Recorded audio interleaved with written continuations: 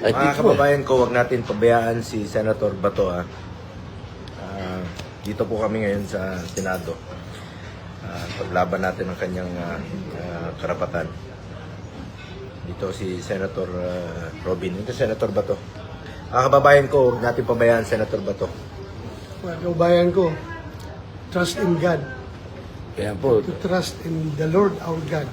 30,000 po ang nanonood sa atin, ha? 30,000. Ngayon, ang nanonood sa atin, na mga kababayan natin, andito po ang ating bayani ngayon. Aarestuhin ako.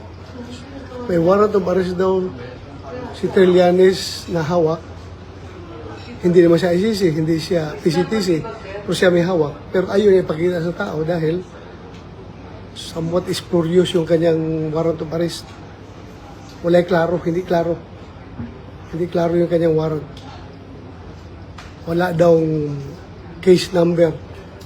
Meron doon is wala lang yung situation number lang. So malabo ito maging warrant of arrest. Kaya pinipilit niya na secret daw. Kasi gusto nila kung pilit na akong dadalhin sa dahig. Surrender doon. So sana, suportahan ninyo ako mga kaibigan, suportahan nyo kami. I am doing this not for myself, but for the sake of our country. Pilipinas lang nakataya dito. Soberenya ng Pilipinas ang nakataya dito, kinabukasan ng ating bansa. Sana suportahan ninyo kami sa aming pakikibaka dito dahil hindi po ito biro. Kami po ay ako'y naging chip-in lang para magtrabaho. Tapos ganun na lang gagawin nila kahit na wala pang klarong warrant of arrest. Dinideny ng DOJ na walang arrest warrant ng ICC na nakarating sa kanila. Ngayon, itong isang private individual na si Trillanes, meron siyang hawak-hawak. How come? Ano ba itong privatized na itong trabaho ng ICC? Tapos ayaw nila ilahad. Secret ko, no?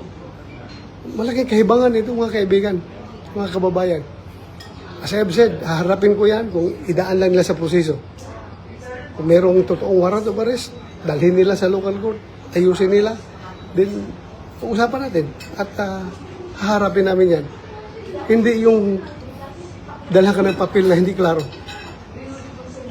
Most likely spurious na warrant of arrest daldalan Trillanes kasi gusto niya madala ako doon sa dahig for rendition.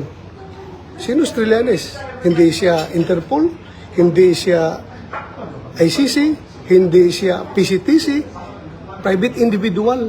Pero siya may hawak ng warrant of arrest na gusto i-implementar kasama ang mga NBI.